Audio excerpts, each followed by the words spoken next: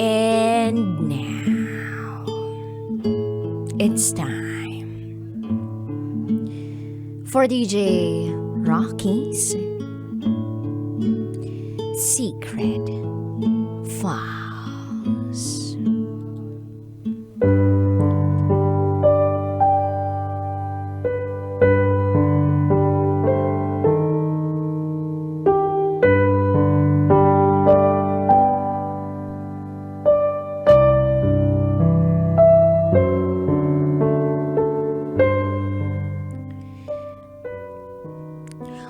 Walang may gustong sumugal sa aming dalawa.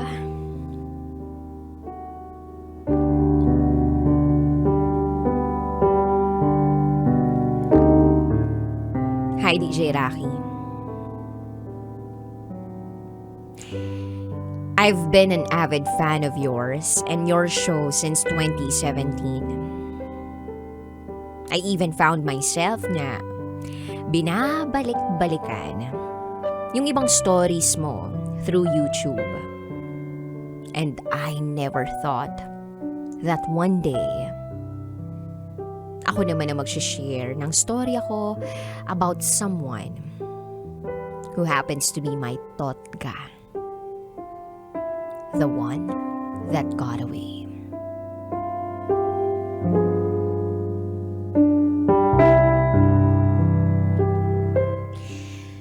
Itago mo ko sa pangalang Kay. And this is my secret file. Year 2015. A year after ko makagraduate, wala pa sa utak kong mag-review para sa board exam. Kaya nag-apply ako noon sa Makati. Just to explore city life. At doon ko nakilala si Benj. Isa siyang Japanese Pinoy na anak ng landlady sa boarding house na tinutuluyan ko. That time, may boyfriend ako na kasama ko rin sa boarding house.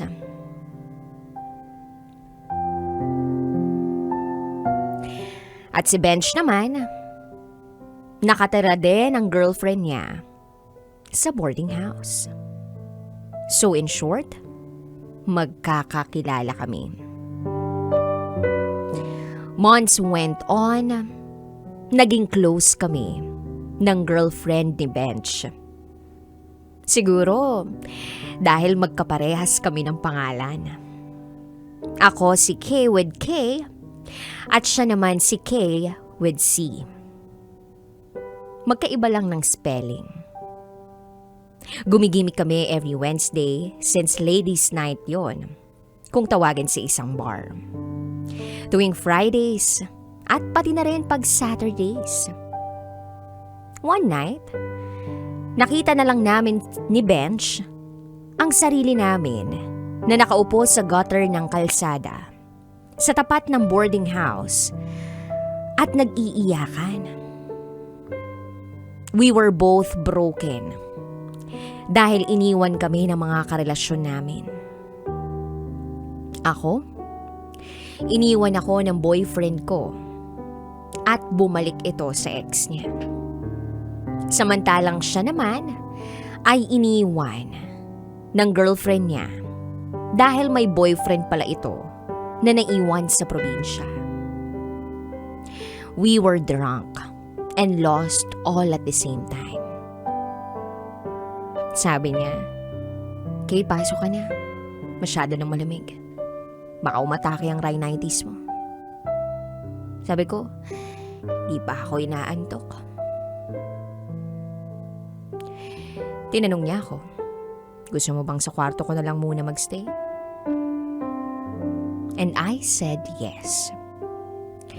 Pagpasok sa kwarto niya, ay humiga lang kami parehas sa magkabilang dulo ng kama. Nagpatugtog siya ng kanta. We were just silently listening to the song. Then dahan-dahan akong tumingin sa kanya. Nagulat ako nang makita kong nakatingin din pala siya sa akin. Nagtagpo ang mga mata namin.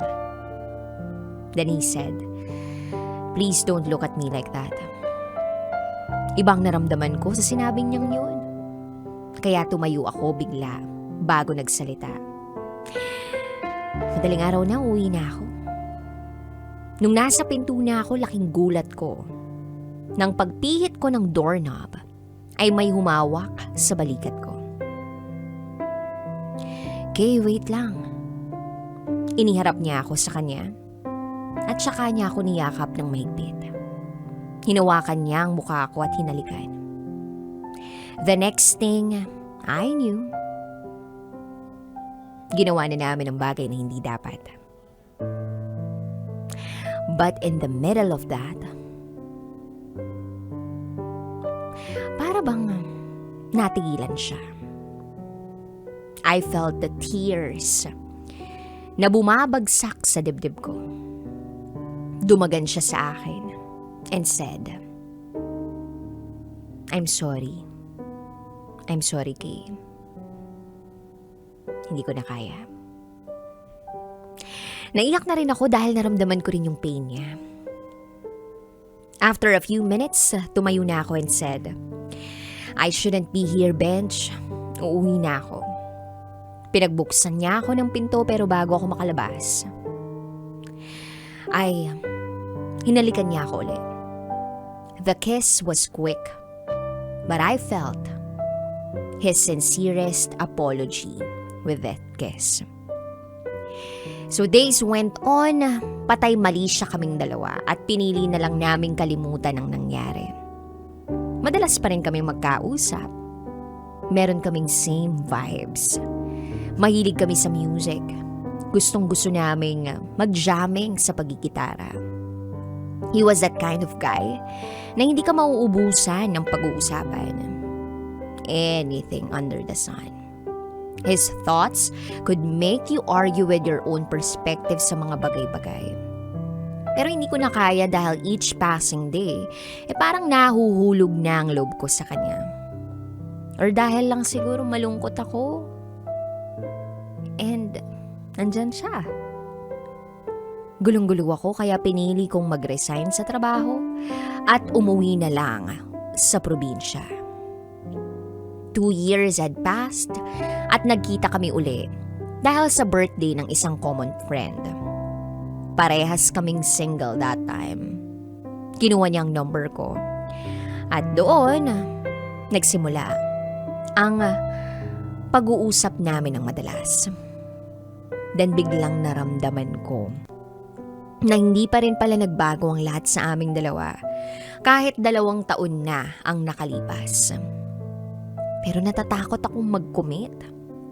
Kasi may trauma pa ako from my recent breakup. At ramdam kong wala rin siyang balak na mag-commit. Dahil palagi niyang sinasabi na ayaw niya ng LDR. Babalik na kasi siya ng Japan to finally meet his dad.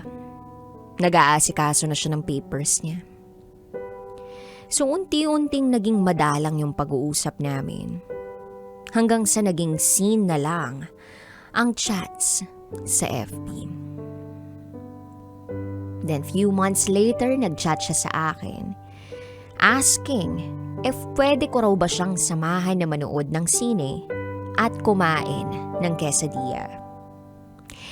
Pinilit niya ako dahil alam niyang kaya ko rin siyang puntahan dahil parehas na kaming may sasakyan noon. But I refused and said no. Natatakot ako dahil alam kong aalis na siya. Ayoko ng LDR. Unknowingly, yun na pala ang huling araw niya dito sa Pilipinas. At ako ang gusto niyang makasama bago siya umalis. So we stayed connected kahit nasa Japan na siya. Naging busy sa kanya-kanyang buhay. Na ni hi or hello hindi na namin magawa. Then nung minsang nag-post ako dahil nagka-COVID ako, bigla siyang nag-video call. Gulat na gulat ako, pero sinagot ko ang tawag niya. After that call, naisipan kong kalkalin ang FB niya. At nakita ko na may girlfriend na siya. Nalungkot ako nang makita na September 2018 ang anniversary nila ng babae. Dumaan ang mga araw. Sweet kami sa isa't isa. Nagvi-video call, nagkaka-chat kami at halos makatulugan na namin ang pag-uusap. Then one time out of nowhere, bigla kaming umamin sa isa't isa. Sabi niya, gusto kong mag-sorry. Kung siguro, I'm a better man that time, hindi na kita pakakawalan, Kay. Kung nagpakalalaki lang ako, baka naging tayo. Kung nilakasan ko lang ang loob ko. Then tears started to fall sa mga mata ko. Sabi ko, alam mo, Benj, if I can go back to that very day na inaya mo kong lumabas, no pa rin ang isasagot ko. Kasi wala rin akong lakas ng loob eh. Natatakot ako na baka pag naging tayo, masira yung pinagsamahan natin. Then he said, being friends with you is just an excuse para makausap kita, para hindi ka lumayo sa akin, Kay. Then I said, Benj, naranasan ko ng lokohin at naranasan mo na rin.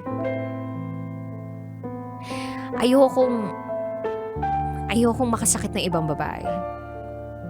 Nakikita ko ang post niya sa'yo. And I can see na mahal ka niya. Siguro sa panahon na ito, hindi talaga tayo para sa isa't isa. Sumagot siya ng, I love you, Kay. And I said, alam ko. And you know that I feel the same way. Pero mali, Benj. Kasi ikakasal ka na. Sabi mo, better man ka na ngayon, diba? Hanggang dito na lang tayo. Maybe in another life. But please be happy. At yun na yung huli naming pag-uusap, DJ Rocky. Yes, tuluyan ko nang pinakawalan si Benj. Masakit. Oo. Mahal ko siya eh. Pero hindi yun sapat para magkaroon ako ng lakas ng loob na sumugal para sa aming dalawa. And until now, naiwan sa akin ang tanong na, what if naging kami? Naisip ko minsan sa buhay, love will always be enough. Sapat na yun para mag-take ng risk. Sapat na pero ikaw yung piliin, hindi pala. Hindi pala sapat na mahal ka lang. So it's not always about love.